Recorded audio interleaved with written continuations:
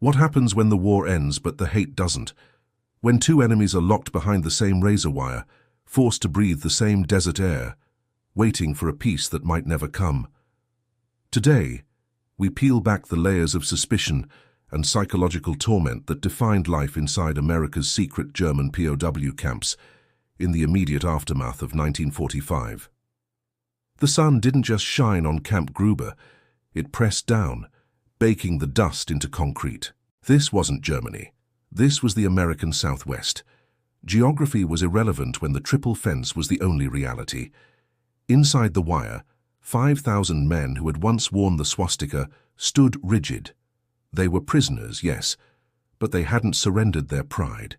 They maintained a precise military segregation, separated from their American overseers by a fragile, high-voltage line of mutual contempt.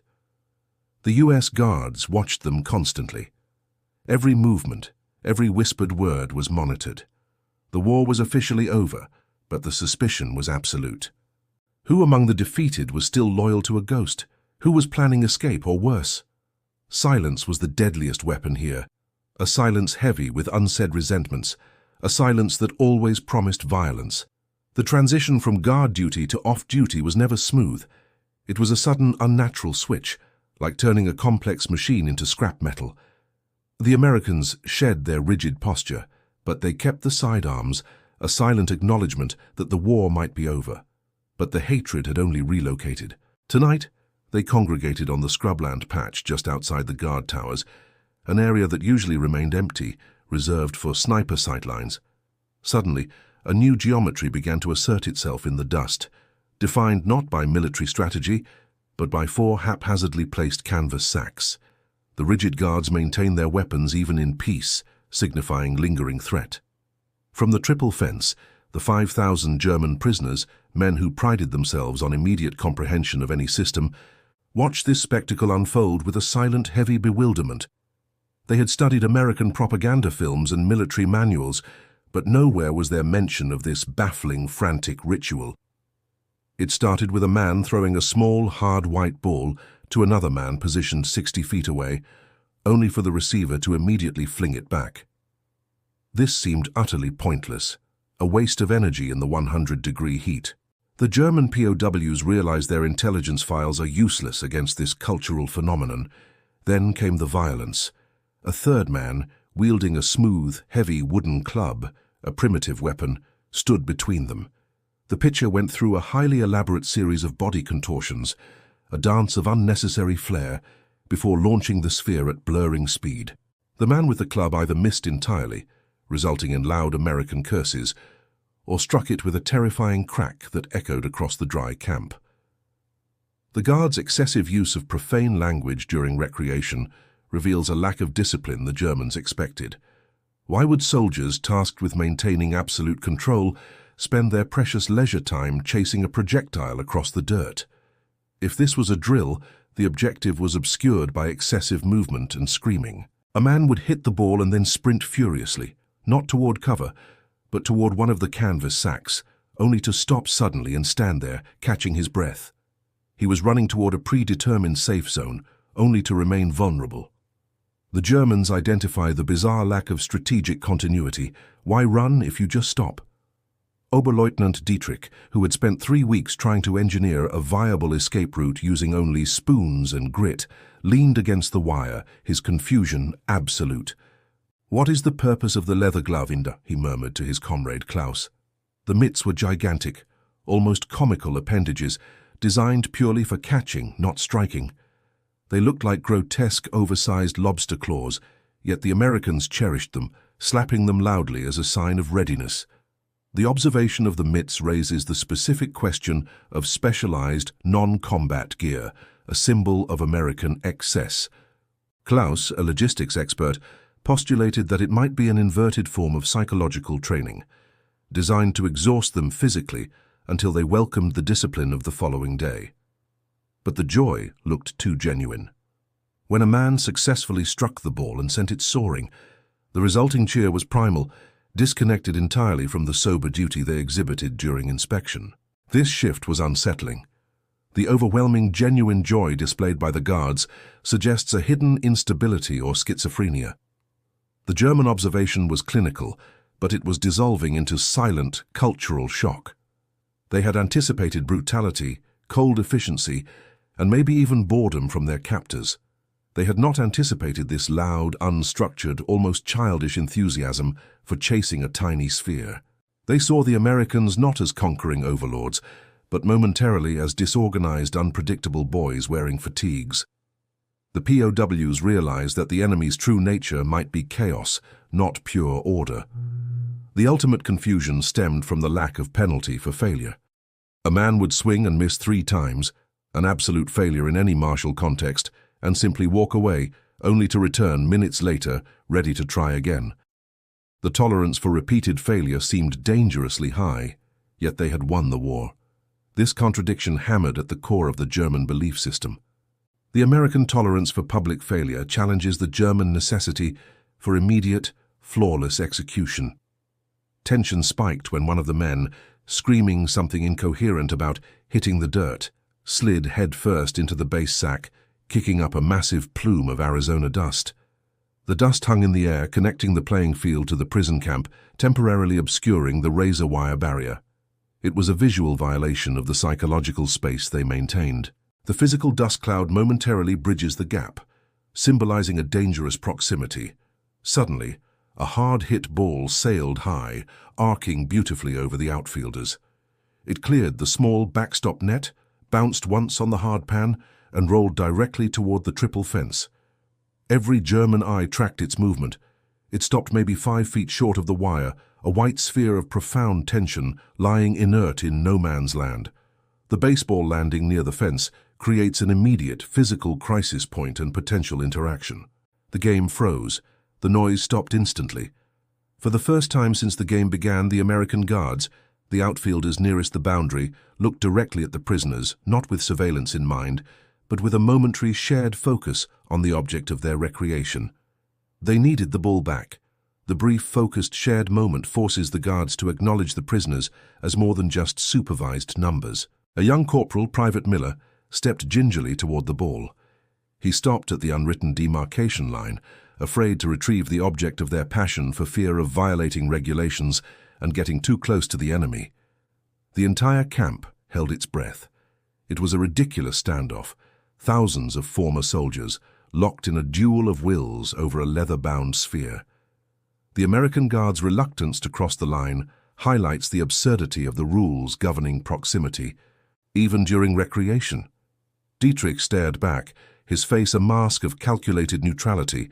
He could have kicked the ball toward the guards, a gesture of unexpected cooperation, or he could have crushed it under his heel, a petty act of defiance. Both actions held massive consequence inside the silent language of the camp. He did neither. He simply watched the corporal sweat. Dietrich's inaction shows that withholding cooperation is sometimes a greater power move than outright rebellion. Miller eventually made a decision.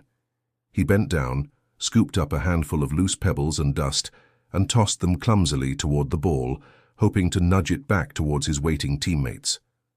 The ball did not move. It lay there, a stubborn, round challenge to the rules of engagement.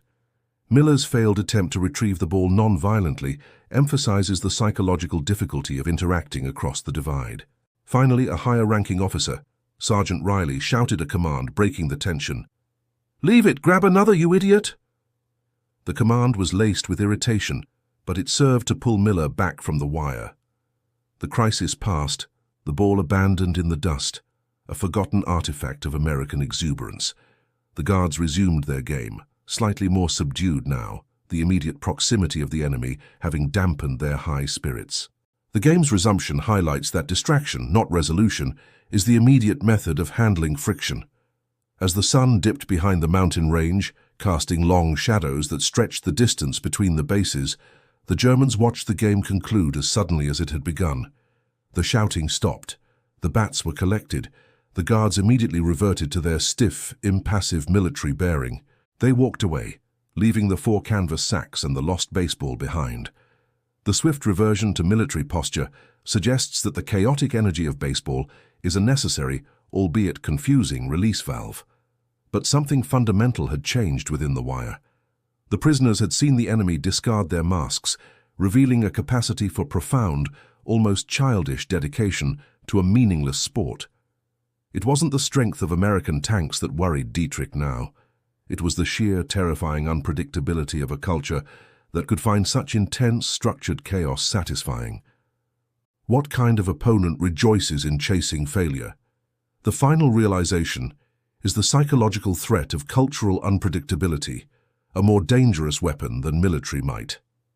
The night passed heavy and silent, thick with the scent of pine and the metallic tang of wire. Inside the enclosure, the 4 canvas sacks sat like mute spectators, waiting for the performance to resume. Dietrich didn't sleep well. The memory of the American Guard's joyous cacophony, that raw, unstructured release, still echoed louder than any mortar fire ever had. He kept picturing the lost baseball, a small white orb of pure, idiotic freedom, lying somewhere beyond their reach. He knew with sudden, chilling clarity that the rules governing this prison camp had shifted. The line wasn't simply physical anymore, it was now cultural, psychological. What if the game itself was the next weapon? They waited for the morning inspection, but the guards who approached the wire carried no clipboards. Sergeant Miller, the thick-shouldered man whose voice was usually reserved for barking orders, shuffled his feet in the dust. He looked uncomfortable, as if his uniform suddenly felt too tight for the role he was about to play. He stopped 10 feet short of the barbed wire, adjusting his cap, refusing to look directly at Dietrich. He wasn't acting like a conqueror.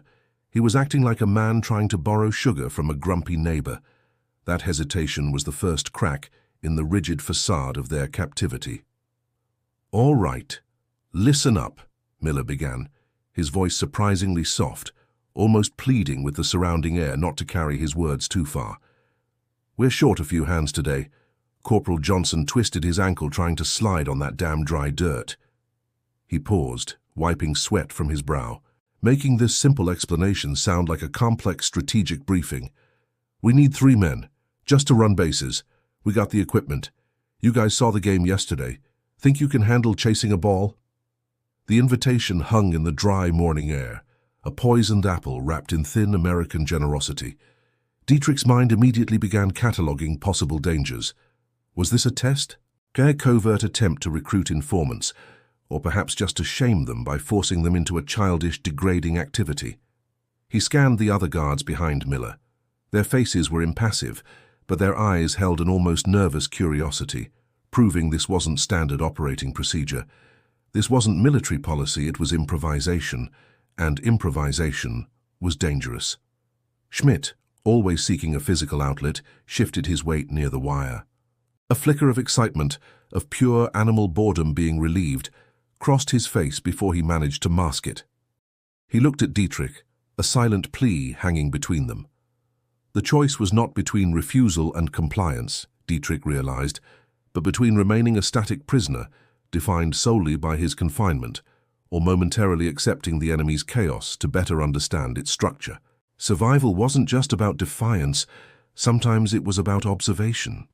"We know the basics of running," Dietrich stated finally, his voice flat, devoid of emotion, a transactional response to a deeply emotional request. "But we run for necessity, Sergeant, not for sport. If we cross the wire, we cross as players, not targets. And the rules are strictly yours for now." He didn't wait for Miller's acknowledgement. He had set a boundary, a necessary psychological fence around the temporary truce. Miller just nodded curtly, relief evident in the slump of his shoulders.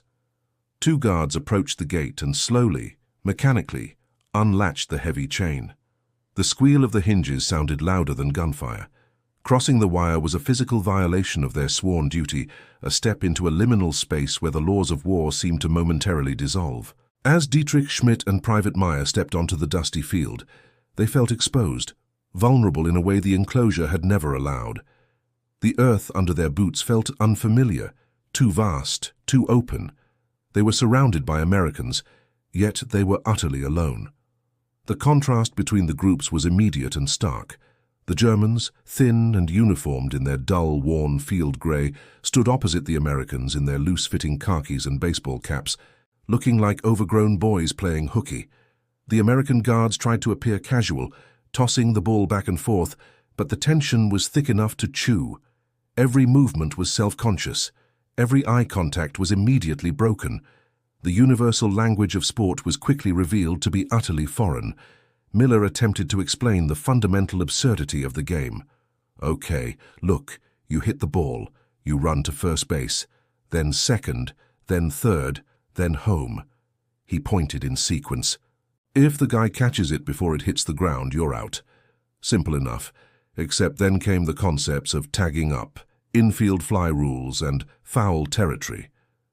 Dietrich listened, his face set in a mask of rigid concentration, finding the rules unnecessarily complex, almost designed to confuse and waste time, a perfect microcosm of American culture.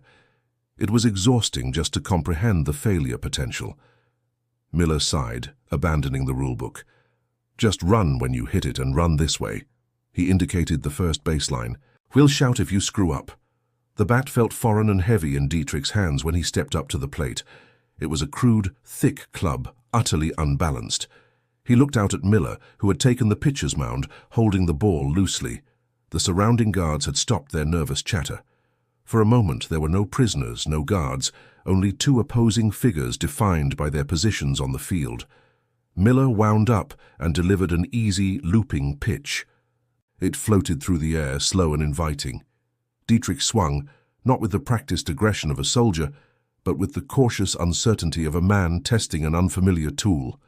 The bat connected with a dull thud, sending the ball skipping weakly towards the third baseman. It was a fair hit, but Dietrich's military training instantly took over. His instinct, honed by years of battlefield maneuvers, screamed, "Run towards the point of least resistance." He bolted directly toward the pitcher, Miller attempting to bypass the whole geometry of the field. Chaos erupted, but not of the violent sort. The American third baseman, utterly baffled, froze with the ball in his hand. Miller threw his head back and let out a bellowing laugh, a laugh that was joined seconds later by Johnson, then the entire American side. It was not malicious. It was the pure, uncontrollable laughter of the absurd. Schmidt, standing near the plate, was initially mortified, but the genuine shock of Dietrich's mistake, coupled with the sheer unbridled amusement of the Americans, cracked his own reserve. He let out a nervous snort that quickly escalated into a choking giggle. For one glorious, terrifying second, the shared laughter transcended the wire, the uniforms, and the ideological divide. It was the sound of humanity, stripped bare by confusion. The third baseman, recovering, finally tossed the ball to first. Dietrich, realizing his mistake, stopped dead in the middle of the diamond, humiliated yet strangely lightened. Miller walked over, clapping him awkwardly on the shoulder. "Wrong way, buddy. First base is that way." The insult was delivered with a smile, turning the correction into shared complicity. They reset. The game continued, awkward, clumsy, and riddled with translational errors. Meyer, trying to field a low line drive, attempted to catch it soccer style with his foot. Schmidt, upon reaching first base, stood ready to salute. Yet with every mutual failure, the tension didn't evaporate. It merely shifted. Dietrich recognized that the risk had been worth it. He was now operating within the enemy's sphere of leisure, and this field, this diamond, was the new proving ground. If they could not win the war of arms, perhaps they could win the war of understanding. The true battle, he realized, wasn't against Miller's bat, but against the insidious comfort that proximity might bring. He had stepped outside the cage, but the invisible walls of cultural conflict were rising higher. The score stood tied, 3 runs apiece, the sun bleeding crimson over the makeshift third baseline. This field, soaked in the awkward sweat of joint effort, had become a neutral zone, a temporary embassy of play. Then came the final pitch. A crack. A high, soaring fly ball headed toward deep center field. Miller tracked it, running backward, his movements fluid and primal, shedding the stiffness of command. Dietrich, forgetting his rank, forgetting his nation, found himself shouting encouragement, a guttural sound of pure athletic urgency to his opponent. Miller dove, extending his glove across the dust, inches from the fence. Catch. Silence.